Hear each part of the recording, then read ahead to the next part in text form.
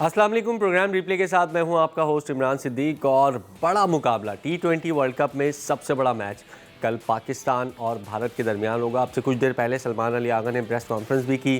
कोलंबो का जो वेदर है वहाँ से भी कुछ अच्छी खबरें सामने नहीं आ रही। क्लाउडी वेदर है, हल्की फुल्की बूंदाबांदी भी अभी पाकिस्तान के प्रैक्टिस सेशन में हुई है, लेकिन ये अच्छी बात है कि प्रैक्टिस सेशन उससे मुतासिर नहीं हुआ और पाकिस्तान की टीम इस वक्त भी कोलंबो में प्रैक्टिस सेशन करने में मसरूफ़ है। भारतीय टीम भी आज प्रैक्टिस करेगी, उनको एक प्रैक्टिस सेशन का मौका मिला, उनकी प्रेस कॉन्फ्रेंस भी होगी और कल शाम 6:30 बजे इस मैच का टॉस होगा। 6:30 बजे जो है वो पहली गेंद फेंकी जाएगी।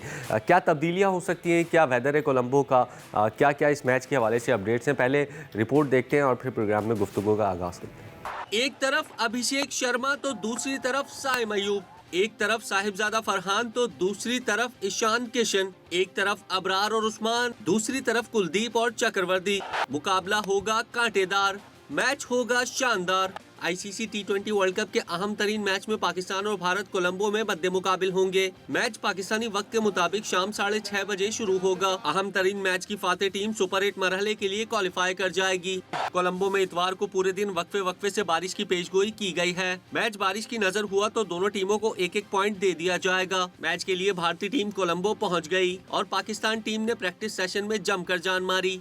उस्मान तारिक तवज्जो का मरकज रहे, लंबे बॉलिंग स्पेल किए। पाकिस्तान टीम में बड़े मैच के लिए 1 से 2 तब्दीलियों का इम्कान है। भारतीय टीम कंडीशंस को समझने के लिए आज प्रैक्टिस सेशन में हिस्सा लेगी। बिल्कुल, पाकिस्तान टीम जो है वो इस वक्त भी प्रैक्टिस सेशन में मसरूफ़ है। क्या प्लेइंग 11 होगी, क्या तब्दीलियाँ हो सकती हैं, इन सब पर आज बात करेंगे। कामरान मुजफ्फर रोज़ाना की तरह हमारे साथ मौजूद हैं। Thank you so much. क्या समझते हैं, सबसे पहले तो ये जो रिसेंट पास्ट में पाकिस्तान और इंडिया के मैचेस हुए हैं उसको देखते हुए अगर हम इस टीम को देखते हैं तो रीजनेबली थोड़ी सी बेटर नज़र आती है। और एशिया कप में भी हमने देखा कि अच्छा मुकाबला हुआ था, वो एक अलग बात है, तीनों मैचेस जीत गए थे वो, लेकिन मुकाबला अच्छा हुआ था। मुकाबला अच्छा हुआ था। उस वक्त पाकिस्तान की सेटल्ड साइड नहीं थी। अगर हम देखें 2022 का जो मैच था वो तो कांटे का मैच था जो मेलबर्न में हुआ था और उसको आप कह सकते हैं कि पाकिस्तान ने कुछ इतना ज़्यादा बुरा नहीं किया था, लेकिन उस दिन विराट कोहली ग्रेट प्लेयर, उसकी अपनी जो इंडिविजुअल ब्रिलियंस थी वो मैच ले गई थी। और उसके बाद 2024 में मैच तगड़ा हुआ था और 2022 का एशिया कप वहाँ पे एक मैच पाकिस्तान जीता, एक फिनिश नहीं कर पा रहे। वो इसलिए नहीं कर पा रहे ना क्योंकि देखिए एक एरा चलता है तो इस वक्त इंडियन जो डोमिनेंस का जो एक एरा है वो नो डाउट वो चल रहा है। जैसे कि 90s में हमारी टीम में स्ट्रांग हुआ करती थी, इस वक्त उनके पास मैच विनर्स ज़्यादा हैं इंडिविजुअल लेवल के ऊपर। लेकिन जो सबसे बड़ा इम्पैक्ट था वो कोहली का, रोहित शर्मा का और जडेजा का। ये जडेजा थोड़ा सा खामोश रोल प्ले करते थे, इनका बहुत बड़ा इम्पैक्ट था क्योंकि ये बहुत अरसे से क्रिकेट खेल रहे थे। लेकिन उसके बाद से जब ये गए हैं तो टीम में फायर पावर तो ज़्यादा आ गई है, लेकिन वो स्टेबिलिटी और रिलायबिलिटी उस लेवल पे नज़र नहीं आती है। तो एशिया कप में भी जो पाकिस्तान ने जो कम से कम 3 में से 2 मैचेस में एक अच्छा गेम पकड़ लिया था, पकड़ने के बाद छोड़ा, अपनी जीत के हारे थे अपनी गलतियों से। तो उसमें हम ये नहीं कह सकते कि मेलबर्न की तरह से किसी ने इंडिया की तरफ से बहुत आउटस्टैंडिंग परफॉर्मेंस कर दी। हमारी तरफ से जो कोताहियाँ थी वो ज़्यादा थी। तो अभी हम कह सकते हैं कि मैच अच्छा होगा। इस मैच को देखते हुए क्या होनी चाहिए और क्या समझते हैं आपके वेदर, आपको पता है क्लाउडी कंडीशंस है, मेरे ख्याल है जो भी टीम टॉस जीतेगी पहले बॉलिंग पे जाएगी। ये कल देखना पड़ेगा और कल वेदर वही होगा, वेदर वही होगा, बारिश भी हो, बारिश होगी या देखें जो कोलंबो का जो वेदर है उसके बारे में रिलायबिलिटी के साथ कुछ नहीं कहा जा सकता। तो हो सकता है कल धूप निकला है क्योंकि बहुत दूर जाने की ज़रूरत नहीं है। पाकिस्तान नीदरलैंड के मैच में और वो सुबह के वक्त में मैच था। नहीं, अगर धूप निकल आती है और अगर या क्लाउडी कंडीशन होती हैं, क्या करना चाहिए दोनों कंडीशन में जो टीम टॉस जीतेगी? अभी तक जो पाकिस्तान को बॉलिंग करनी चाहिए क्योंकि इंडिया की बैटिंग का एक मसला जो अभी नज़र आ रहा है वो ये है कि पहली बैटिंग के अंदर वो थोड़ा सा लॉस्ट हो जाते हैं और शुरू में अटैक करने की कोशिश करते हैं और उसमें कभी कभार ओवर अटैक कर जाते हैं। ख़ासतौर पे ये जो सर्फेसेज हैं, कल पांड्या ने उस मैच के बाद कहा भी कि हमें फ्लैटर पिचेज़ हम प्रेफर करेंगे। अगर फ्लैटर पिच नहीं होती जहाँ पे 180-200 वाला जो मैच होता है या जो सिचुएशन होती है, उस सिचुएशन में फिर वो ओवर अटैक में जाके अपनी विकेट यूएसए के खिलाफ भी उन्होंने देखा, नमीबिया के खिलाफ भी ये देखा, तो वहाँ भी एक अपॉर्चुनिटी निकल सकती है कि बिलो पार या पार स्कोर के ऊपर आप रोक सकते हैं। और उसका जो पाकिस्तान की बैटिंग है, अगर उसको 160-170 के करीब अगर टारगेट मिलता है तो उसमें कैपेबिलिटी बिल्कुल मौजूद है कि वो उसको चेज डाउन कंस्ट्रक्ट अच्छी कर सकते हैं, क्योंकि डीप बैटिंग है तो किया जा सकता है। तो पाकिस्तान को पहले बॉलिंग ही करनी चाहिए अगर ओवरकास्ट कंडीशन है। और अगर इंडिया जीत गया टॉस और उन्होंने हमें बैटिंग दे दी, अच्छा दूसरी बैटिंग का चांस, और एक फ़ायदा ये भी है कि क्योंकि बारिश अगर होती है मैच में या इंटरप्ट होता है मैच बार बार, तो आपको सेकंड बैटिंग करने वाली टीम को एक एडवांटेज ये होगा कि उसको पता होगा कि डीएल मेथड इस पर क्या स्कोर मांग रहा है, क्या हमें किस कैलकुलेशन के साथ चलना है, तो ये भी एक एडवांटेज होगा दूसरी टीम जो बैटिंग करेगी उसको। बिल्कुल ये एडवांटेज होगा और अंडर प्रेशर होगी। और दूसरा ये है कि इंडिया की बॉलिंग इस वक्त अगर हम देखें तो वो इतनी ज़्यादा स्ट्रॉन्ग या इतनी ज़्यादा हमें वो नज़र नहीं आ रही है। पिछले जाहिर सी बात है दोनों मैचेस वो जीते हैं, लेकिन बैटिंग उनके रन कर गई थी ना, रन कर गई थी। और उसके बाद आपकी जो बॉलिंग थी, बुमराह पहला मैच खेले ही नहीं, हर्षित राणा अब वो बाहर हो गए, सिराज को ऑल ऑफ सडन आना पड़ा। तो वो वाली जो चीज़ है कि वो इतनी सेटल्ड या वेल ग्रिल्ड नहीं लग रही है। तो अगर आप इंडियन बॉलिंग को प्रेशर टाइम पे डालेंगे बिजनेस एंड के ऊपर, तो प्रोबेबिलिटी पाकिस्तान के जीतने की ज़रा ज़्यादा है। लेकिन अगर जो आपने बात की कि अगर टॉस इंडिया जीत जाता है और पाकिस्तान को पहले बैटिंग करवाता है, तो पाकिस्तान की जो बॉलिंग है उसमें इतना दम मौजूद है कि वो मैच पकड़ सकती है। ये एशिया कप के लेकिन मैच पकड़ने के लिए आपको थोड़ा स्कोर भी चाहिए होगा ना। वही वाली बात है, अगर आप 130 140 है तो फिर आपको मैच पकड़ना बहुत फिर नहीं मुश्किल हो पकड़ जाएगा। सकते लेकिन ये है कि अगर आप एक पार स्कोर भी लगाते हैं तो वही चीज़ है कि आपके पेस बॉलर्स को जो बहुत क्रिटिकल होगा वो पेस बॉलर्स का होगा। प्रेमदासा में क्या एवरेज है वैसे, कुछ आइडिया है क्या? 160 155 ये ही होगा? 170 के करीब ही है। 170 के करीब। अच्छा, और प्लेइंग 11 की अगर हम बात करते हैं, ज़ाहिर ऑपोजिशन अलग है। अब एक मेथड ये भी होता है कि यार नहीं विनिंग कॉम्बिनेशन बरकरार रखें, और एक मेथड ये भी होता है कि यार नहीं ऑपोजिशन को देखते हुए आपने डिसाइड करना है। अब इंडियन टीम में 4 लेफ्टी हैं टॉप के बैट्समैन, जो कि 2 ओपनर आते हैं, 2 मिडिल ओवर्स में। तो आपका जो नसीम शाह है वो बड़ा इफ़ेक्टिव हो सकता है वहाँ पे शाहीन शाह अफरीदी की जगह। दूसरा, नवाज़ की जगह अगर आप फ़हीम अशरफ को रखते हैं या फिर एक स्पिनर को, क्योंकि नवाज़ 4 लेफ्टीज़ के आगे इतने इफेक्टिव नहीं होंगे जितने वो राइटीज़ के आगे होते हैं।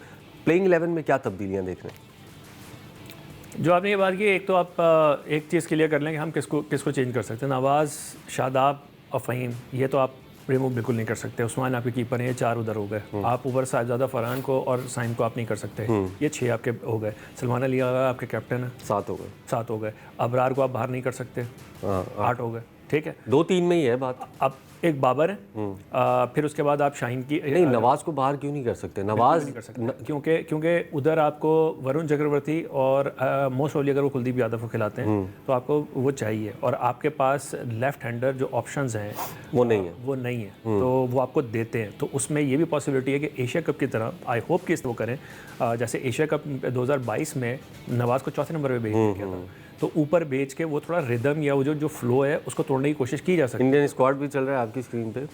बिल्कुल, तो वो ये जो चीज़ है ना, ये चीज़ की जा सकती है। और नवाज़ का रोल मल्टीपल रोल है, वो ठीक है, वो अभी उनके ऊपर एक तनकीद ये रहती है, और वजह तनकीद है कि बड़े मैचेस में कभी कभार वो एब्सेंट माइंडेड हो जाते हैं, और उससे जो है वो जो उस सिचुएशन के ऊपर जो चाहिए होता है वो नहीं कर पाते। लेकिन वो बैटिंग अगर पाकिस्तान की विकेटें जल्दी गिरती हैं तो वो जाके स्पेशलिस्ट बैटर के तौर पर भी खेल सकते हैं, उनके अंदर कैपेबिलिटी मौजूद है, और हिटिंग तो हमने उनकी देखी है। तो इस वक्त यूटिलिटी प्लेयर है नवाज़, और फ़हीम तो इस वक्त बाहर किसी सूरत नहीं होता। और अगर शाहीन और नसीम की बात करते हैं, शाहीन भी क्योंकि दोनों लेफ्टी हैं ओपनर, और फिर ये पाकिस्तान का स्क्वाड भी चल रहा है, तो हमारे पास नसीम शाह का ऑप्शन भी मौजूद है। सलमान मिर्ज़ा तो वही बात हो जाएगी, शाहीन शाह अफरीदी की तरह लेफ्टी हैं, तो आप दोनों लेफ्टी सामने भी होंगे। तो नसीम शाह आपको नहीं लगता है कि ज़्यादा इफेक्टिव हो सकते हैं कल के मैच में? आप इसका मतलब ये है कि आप उस्मान तारिक को ऑटोमेटिक चॉइस कंसिडर कर रहे हैं? Yes, obviously. मेरा नहीं ख्याल। नहीं, ये तो आपका ख्याल नहीं है, लेकिन ये होगा। वो अब आपकी मर्जी है कि हो सकता है कि ये होगा। आप उस प्लेयर को कैसे निकाल सकते हैं जिसका खौफ उनके जहनों में, उनके जो है वो क्या कहते हैं सवार हुआ हुआ है उनके जहन के ऊपर। सोशल मीडिया पे हुआ हुआ है ना? नहीं, उनके प्लेयर्स के ऊपर हुआ हुआ है, उनके साबिक क्रिकेटर्स बात कर रहे हैं। साबिक क्रिकेटर्स कर रहे हैं ना, तो आपके जो प्लेयर्स हैं, जो कैंप की जो सिचुएशन होती है वो अलग होती है। मैच अभी सलमान अली आगा ने कहा है प्रेस कॉन्फ्रेंस में भाई वो कि वो हमारा ट्रम्प कार्ड है, तो ज़रूरी नहीं है, प्रेशर टैक्टिक्स भी होती हैं, और वो जो सिचुएशन होती है उसके ऊपर भी आपको वहाँ पे भी देखना होता है। तो हो सकता है कि पाकिस्तान, क्योंकि इंडिया की बैटिंग को आप इस तरीके से आप 2 पेसर के साथ जाना बहुत रिस्की। इससे मैं आपसे एग्री नहीं करता। इस पर ब्रेक के बाद हम बात करेंगे कि उस्मान तारिक को खेलना चाहिए नहीं खेलना चाहिए। ब्रेक के बाद मिलते हैं। ब्रेक के बाद एक मरतबा फिर खुशामदीद। और ब्रेक से पहले कामरान भाई ने मुझे हैरान किया कि उस्मान तारिक को आप ऑटोमेटिक चॉइस समझ रहे हैं, तो आप क्या ऑटोमेटिक चॉइस उनको नहीं समझ रहे हैं क्या? बिल्कुल भी नहीं, बिल्कुल भी नहीं। अगर आप ओवरकास्ट कंडीशंस की बात कर रहे हैं, आप छोटे मैच की बात कर रहे हैं, पॉसिबिलिटी ऑफ छोटे मैच की, तो आप दो पेसर के साथ कैसे जा सकते हैं? नहीं, अगर पूरा मैच होता है, चले अभी तो हम पूरे मैच की बात कर रहे हैं, पूरा मैच भी हो वो गया, तो कल देखी जाएगी। चले पूरा मैच भी हो गया। आप इंडिया के खिलाफ 2 पेसर्स, जिसमें से एक फ़हीम अशरफ हैं, आप इंडिया के खिलाफ 2 पेसर से आप कैसे जा सकते हैं? जब एक तरफ आपके पास शाहीन अगर आप खिलाते हैं तो वो फॉर्म में आपको नज़र नहीं आ रहे, जिसको आप लेके आएंगे उसके ऊपर प्रेशर होगा, चाहे नसीम को लेके आए चाहे सलमान मिर्ज़ा को लेके आए।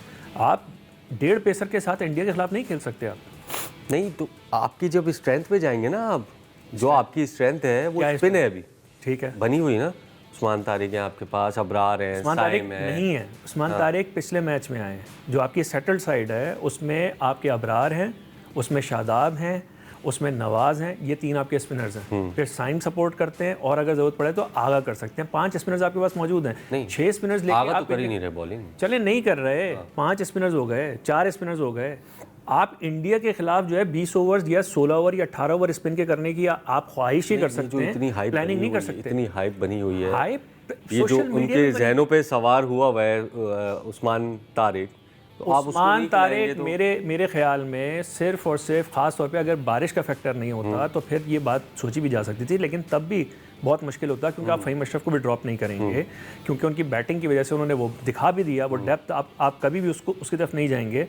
आप इंडिया के खिलाफ 2 पेसर्स के बगैर आखिरी 4 ओवर्स आपके स्पिनर से करवाएंगे। ये तो इंडिया भी तो हमारे खिलाफ 2 बुमराह और पांड्या 1.5 पेसर से आता है, वो भी तो सारे स्पिनर खिला देते हैं। वो तो हमारी बैटिंग है ना, हाँ, सारे स्पिनर्स खिला हमारी बैटिंग है, तो उनकी कोई ऊपर से उतरी है? नहीं, उनकी बैटिंग की अगर आप बात करेंगे तो वो फिर है ना। अभी पांड्या और शिवम दुबे 8 नंबर तक उनकी बैटिंग है। अक्षर पटेल आप हमारी भी है यार, फ़हीम, नवाज, शादाब नीचे तक बैटिंग है। अगर आप दोनों टीमों को कंपेयर कर रहे हैं, दोनों टीमों की बैटिंग को कंपेयर कर रहे हैं, तो ये आप ज्यादती कर रहे हैं। नहीं, बैटिंग मैं ये नहीं कह रहा हूँ कि हमारी उनके बराबर है, ये आप जो है ना जरा जज्बात में बह रहे हैं आप। नहीं, मैं ये नहीं कह रहा हूँ कि बराबर है, मैं ये नहीं कह रहा हूँ, लेकिन ऐसी भी नहीं है ना कि इनविंसिबल हो, अनबीटेबल हो, ऐसी भी नहीं है ना। इनविंसिबल तो मैंने इंडिया को भी नहीं कहा, जो जहाँ से हमने बात शुरू की थी, लेकिन जब आप प्लानिंग करते हैं तो प्लानिंग के अंदर आपको मिसाल के तौर पे आप सारी बात आप छोड़ें, आप ये बताएं, आप उस्मान तारिक को खिलाएंगे नहीं खिलाएंगे? ओवरकास्ट कंडीशन में शायद मैं नहीं खिलाऊंगा, क्योंकि उसकी जगह सिर्फ अबरार की जगह बनती है। और अगर पूरा मैच होता है? पूरा मैच ओवरकास्ट कंडीशंस में अगर पूरा मैच भी होगा तो मैं इंडिया के खिलाफ जो है सिर्फ एक शाहीन स्पेशलिस्ट पेसर के साथ कभी नहीं जाऊंगा। चाहे आप शाहीन, नसीम, फ़हीम को खिलाएंगे और आपके पास तारिक को बिठा देंगे। आपके पास 2.5 से 3 पेसर होने चाहिए और उसके बाद आपके पास 4 स्पिन ऑप्शंस हैं, मोर देन इनफ है। आप ये नहीं कर सकते फिर वही वाली बात कि आप 5 नंबर तक ओपन खिला के आप जो है बैटिंग अपनी बहुत स्ट्रांग नहीं कर रहे। जो रोल है आपको डेथ ओवर्स के लिए आपको निकालना पड़ेगा ना, आप क्या करेंगे? आपने अभी जो पिछला मैच खेला उसके अंदर आपने पकड़ लिया, क्योंकि सामने साइड जो है वो कोई टॉप रैंक साइड नहीं थी, वहाँ पे आपने सारे स्पिनर्स खिला दिया। फ़हीम अशरफ साहब ने बॉलिंग ही नहीं करवाई। शाहीन ने कितने ओवर किए? 2 से 3 ओवर किए। आप क्या एक्सपेक्ट करते हैं इंडिया के खिलाफ आपको ये सिचुएशन मिलेगी? टॉप रैंक वाली तो बात करेंगे ना, टॉप रैंक तो कुछ है ही नहीं इस वर्ल्ड कप में। अब नेदरलैंड ने हमें इतना टफ टाइम दिया और कल वो यूएसए से हार गए और हमने यूएसए को हराया था, तो मतलब नेपाल ने इतना टफ टाइम दिया, फिर जिम्बाब्वे ने ऑस्ट्रेलिया को हरा दिया। भाई तो ये फॉर्मेट तो है ही नहीं। कैसे हराया? ये कैसे हराया जिम्बाब्वे? कैसे? आप इस तरफ आ जाएं।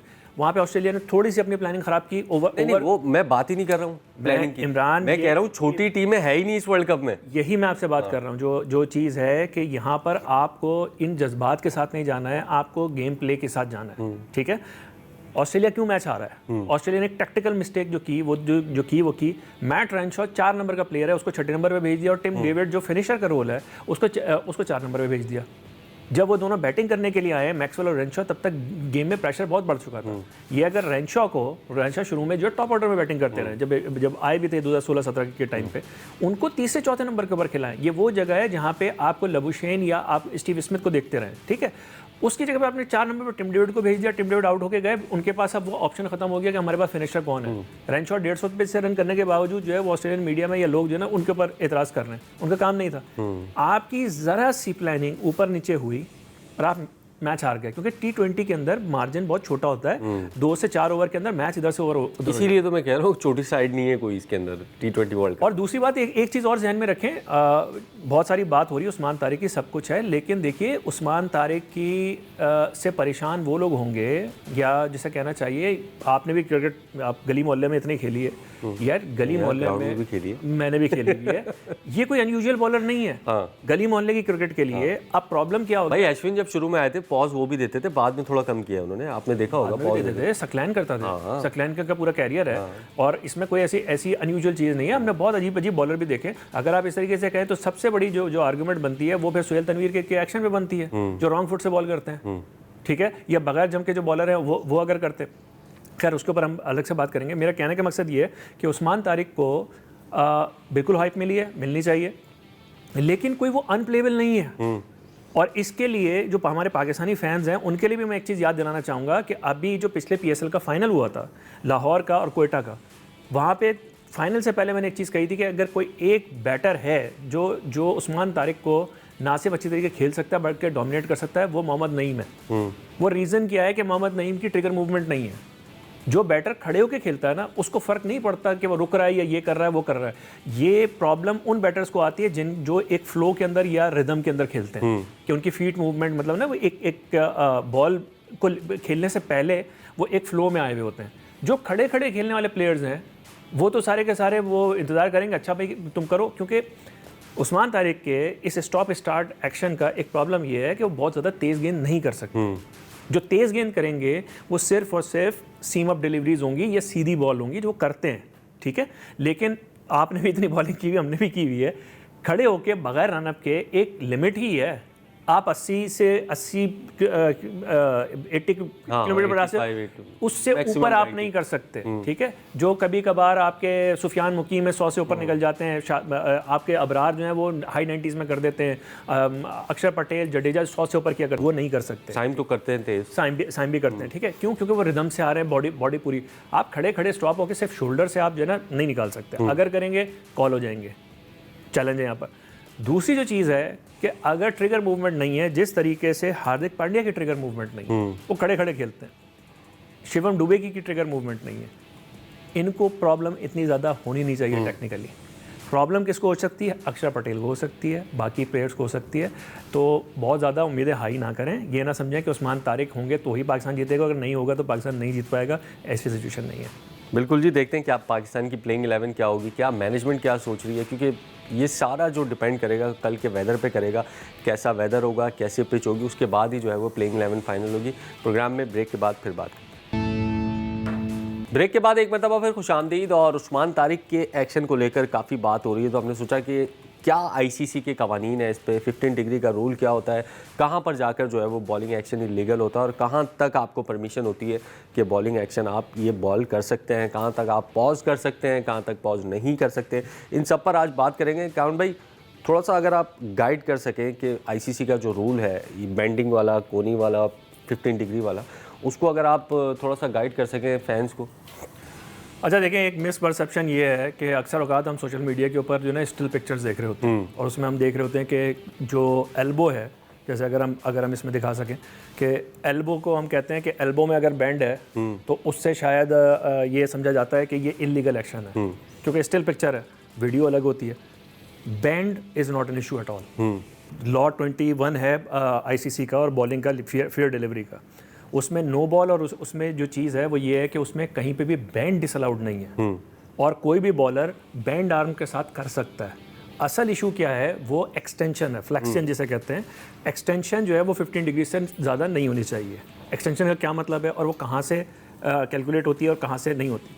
अब आप जब बॉल हाथ लेके आते हैं, ये जो आपका पैरेलल हुआ, जब बॉलर अपने बॉलिंग स्ट्राइड में आता है, पैरेलल हुआ, यहाँ से वो काउंट होता है, और उसके बाद जब वो रिलीज़ करता है जो टॉप से, इसके दरमियान जो है वो 15 डिग्री से ज़्यादा उसका एल्बो एंगल नहीं बनना चाहिए। अब मिसाल के तौर पे जब हाथ ला रहे हैं फिर बैंड नहीं होना चाहिए। यहाँ पे जो मेरी पोजीशन है ना, मैं अब वही एग्जांपल आपको बता रहा हूँ कि आप बैंड आर्म के भी बता सकते हैं, बैंड आर्म के साथ भी आप अगर चल थोड़ा सा अगर वो कर सकें, बैंड आर्म के साथ भी आप बॉलिंग कर सकते हैं। जैसे अगर आप आए और आपने ये, अगर इस एंगल से मैं दिखाऊँ, आपका हाथ ये है, अब ये यहाँ पे आपको बैंड नज़र आ रहा है, पैरेलल में आ गया, ग्राउंड से पैरेलल आ गया और उसके बाद मैं ऐसे ही बॉलिंग कर सकता हूँ, इसमें कोई इशू नहीं है। हाँ, issue कहाँ है क्योंकि इशू यहाँ पर है कि जब मैं इसको एक्सटेंड करूँगा, अच्छा, अगर मेरा बैंड आर्म है और बैंड आर्म के साथ मैं बॉलिंग कर रहा हूँ, बहुत सारे बॉलर्स हैं जो लो आर्म जब करते हैं तो उनके एल्बो में बैंड आ रहा होता है, लेकिन वो एक्सटेंड नहीं कर रहे होते। इशू यहाँ पर है कि आपने यहाँ से स्टार्ट किया बैंड आर्म के साथ और उसके बाद आपने एक्सटेंड किया। एक्सटेंशन 15 डिग्री से ज़्यादा नहीं होनी चाहिए। ओके, तो इसके लिए आपको बीच में जो फ्रेम्स हैं, और यही वो टेस्टिंग होती है जो आप आईसीसी की लैब्स में, और जो टेस्टिंग जो होती है वो ये 2 जगहें आपकी काउंट करते हैं कि यहाँ पे आपका कितना, इस जगह पे आपका कितना बैंड था, और उसके बाद आपने जब बॉल रिलीज किया तब आपका कितना बैंड है। पॉज बड़ा मुश्किल एक अनिल चौधरी, ये बैंड वाली चीज़ आपको क्लियर हो गई? मुझे तो क्लियर हो गई, मुझे क्लियर हो गई।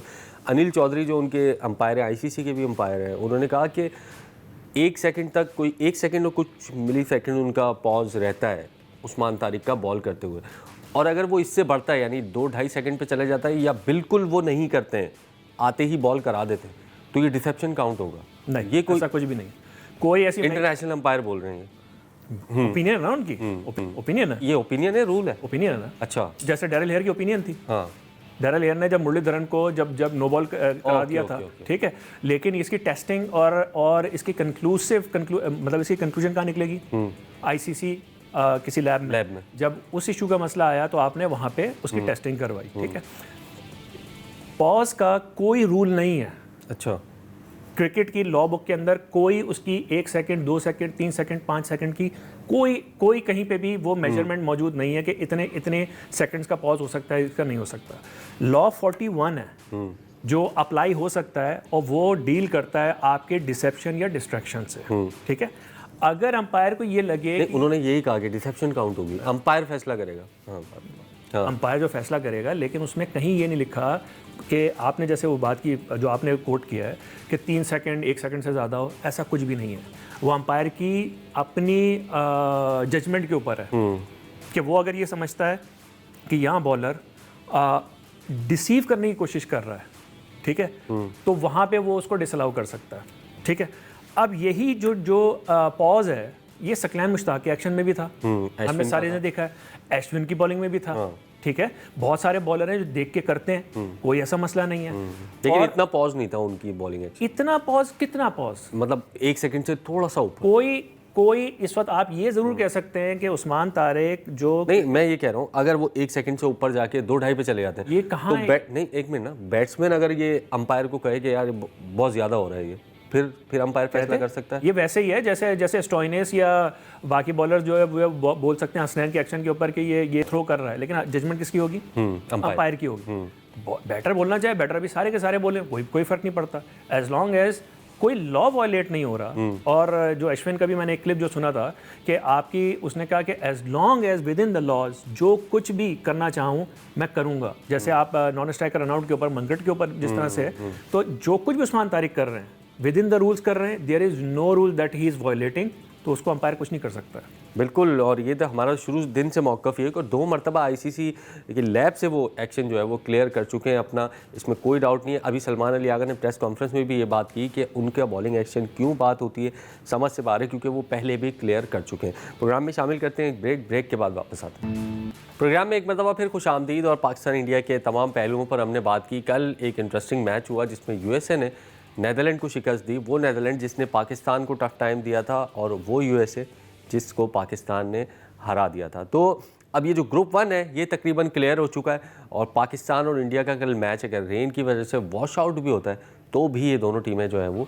सुपर 8 मरहले में पहुंच जाएंगी। कल किस तरह से यूएसए ने कामयाबी हासिल की, पहले रिपोर्ट देखते हैं और फिर इस पर बात करते हैं। चेन्नई में खेले गए T20 वर्ल्ड कप के 21वें मैच में नीदरलैंड्स की दावत पर यूएसए ने पहले बैटिंग की तो 27 रन पर उसकी पहली विकेट गिरी, जब शायान जहांगीर 20 रन बनाकर आउट हो गए। फिर मोनाक पटेल और साई तेजा ने जिम्मेदाराना बैटिंग करते हुए टीम का स्कोर 82 रन तक पहुंचा दिया। कप्तान मोनाक पटेल 36 रन बनाकर पवेलियन लौट गए। साई तेजा ने शानदार बैटिंग करते हुए 51 गेंदों पर 79 रन की इनिंग्स खेली। ऑलराउंडर शुभम रंजाने ने भी नाकाबिले शिकस्त जारहाना 48 रन्स बना दिए। यूएसए का स्कोर मुकर्ररा ओवर्स में 6 विकेटों के नुकसान पर 196 रन्स रहा। नेदरलैंड्स की जानिब से बास डिलेडा ने 3 विकेटें हासिल की। जवाब में यूएसए की नपी तुली बॉलिंग के सामने कोई भी डच खिलाड़ी ठहर ना सका और पूरी टीम 16वें ओवर्स में 103 रन्स पर ढेर हो गई। फातेह टीम की जानिब से हरमीत सिंह 4, शेडले वॉन 3 और मोहम्मद मोहसिन ने 2 विकेटें हासिल की। यूएसए ने 93 रन से जीत के साथ इवेंट में पहली कामयाबी हासिल कर ली और ग्रुप ए में तीसरे नंबर पर आ गई। स्कॉटलैंड की अगर हम बात करते हैं, नेदरलैंड की बात करते हैं, आयरलैंड की बात करते हैं, बहुत अरसे से क्रिकेट खेल रहे हैं, बहुत अरसे से आईसीसी इवेंट्स खेल रहे हैं, लेकिन यूएसए ने जिस तरीके से इम्प्रूव किया है इस छोटे से पीरियड में, वो बड़ा इंप्रेसिव है। 2024 में हमें हरा दिया इन्होंने, फिर इंडिया को टफ टाइम दिया, अभी नेदरलैंड को हरा दिया।